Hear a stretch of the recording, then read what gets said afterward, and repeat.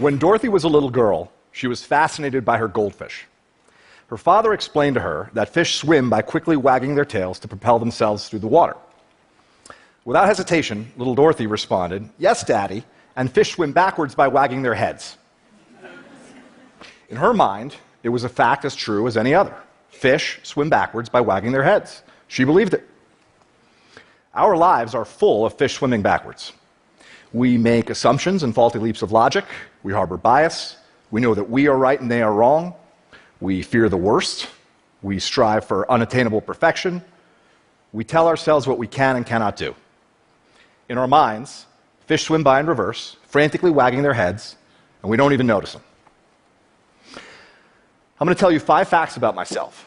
One fact is not true. 1, I graduated from Harvard at 19 with an honors degree in mathematics. 2, I currently run a construction company in Orlando. 3, I starred on a television sitcom. 4, I lost my sight to a rare genetic eye disease. 5, I served as a law clerk to 2 U.S. Supreme Court justices. Which fact's not true? Actually, they're all true. Yeah, they're all true. At this point, most people really only care about the television show.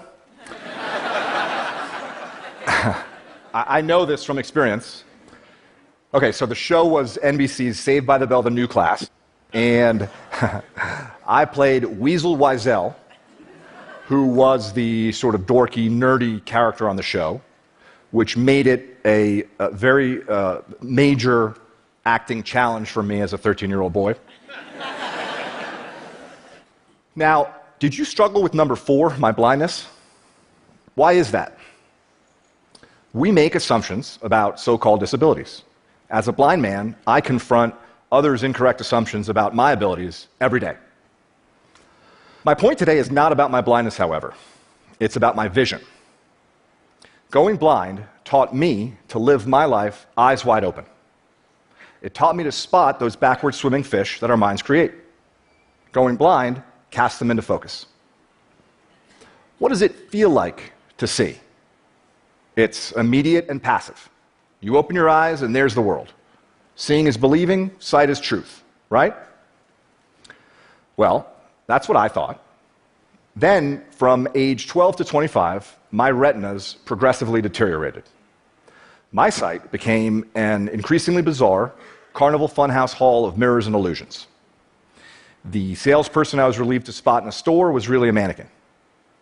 Reaching down to wash my hands, I suddenly saw it was a urinal I was touching, not a sink, when my fingers felt its true shape. A friend described the photograph in my hand, and only then I could see the image depicted. Objects appeared, morphed, and disappeared in my reality. It was difficult and exhausting to see. I pieced together fragmented, transitory images, consciously analyzed the clues, searched for some logic in my crumbling kaleidoscope, until I saw nothing at all. I learned that what we see is not universal truth. It is not objective reality. What we see is a unique, personal, virtual reality that is masterfully constructed by our brain. Let me explain with a bit of amateur neuroscience. Your visual cortex takes up about 30% of your brain. That's compared to approximately 8% for touch and 2 to 3% for hearing. Every second, your eyes can send your visual cortex as many as 2 billion pieces of information. The rest of your body can send your brain only an additional billion. So sight is 1/3 of your brain by volume and can claim about 2/3 of your brain's processing resources. It's no surprise then that the illusion of sight is so compelling. But make no mistake about it, sight is an illusion. Here's where it gets interesting. To create the experience of sight, your brain references your conceptual understanding of the world, other knowledge, your memories, opinions, emotions, mental attention, all of these things, and far more, are linked in your brain to your sight. These linkages work both ways and usually occur subconsciously. So, for example, what you see impacts how you feel, And the way you feel can literally change what you see. Numerous studies demonstrate this. If you are asked to estimate the walking speed of a man in a video, for example, your answer will be different if you're told to think about cheetahs or turtles. A hill appears steeper if you've just exercised, and a landmark appears farther away if you're wearing a heavy backpack. We have arrived at a fundamental contradiction. What you see is a complex mental construction of your own making, but you experience it passively as a direct representation of the world around you. You create your own reality and you believe it. I believed mine until it broke apart. The deterioration of my eyes shattered the illusion. You see, sight is just one way we shape our reality. We create our own realities in many other ways. Let's take fear as just one example. Your fears distort your reality. Under the warped logic of fear, anything is better than the uncertain. Fear fills the void at all costs, passing off what you dread for what you know, offering up the worst in place of the ambiguous, substituting assumption for reason. Psychologists have a great term for it, awfulizing. Right? Fear replaces the unknown with the awful. Now, fear is self-realizing. When you face the greatest need to look outside yourself and think critically, fear beats a retreat deep inside your mind, shrinking and distorting your view, drowning your capacity for critical thought with a flood of disruptive emotions. When you face a compelling opportunity to take action, fear lulls you into inaction, enticing you to passively watch its prophecies fulfill themselves.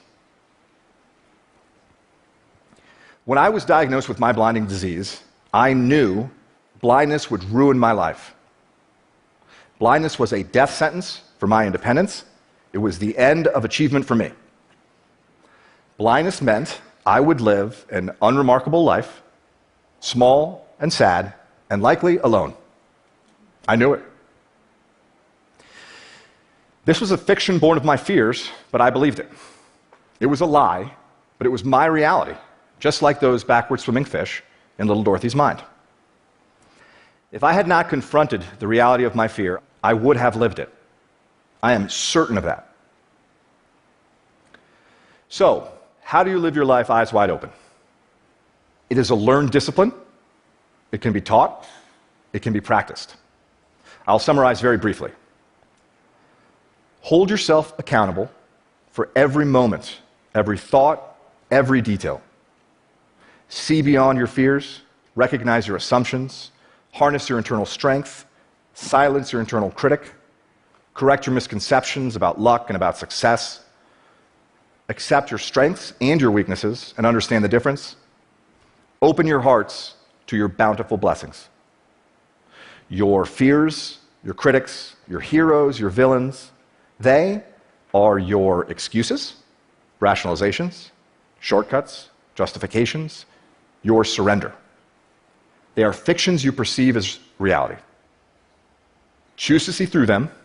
Choose to let them go. You are the creator of your reality. With that empowerment comes complete responsibility. I chose to step out of fear's tunnel into terrain uncharted and undefined. I chose to build there a blessed life. Far from alone, I share my beautiful life with Dorothy, my beautiful wife, with our triplets, whom we call the Tripskys, and with the latest addition to the family, sweet baby Clementine. What do you fear? What lies do you tell yourself? How do you embellish your truth and write your own fictions? What reality are you creating for yourself? In your career and personal life, in your relationships, and in your heart and soul, your backward swimming fish do you great harm. They exact a toll in missed opportunities and unrealized potential, and they engender insecurity and distrust where you seek fulfillment and connection. I urge you to search them out. Helen Keller said that the only thing worse than being blind is having sight but no vision. For me, going blind was a profound blessing. because blindness gave me vision. I hope you can see what I see. Thank you.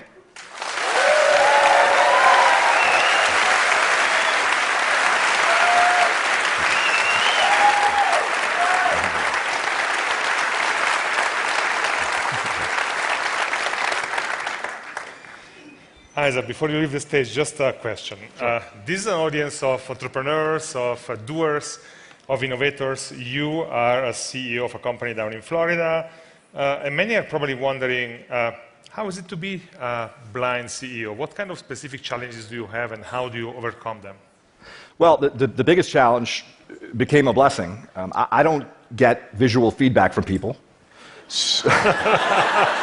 Was a noise there? Yeah. So, for example, in my leadership team meetings, I don't see facial expressions or gestures. I've learned to solicit a lot more verbal feedback. I basically, force people to tell me what they think.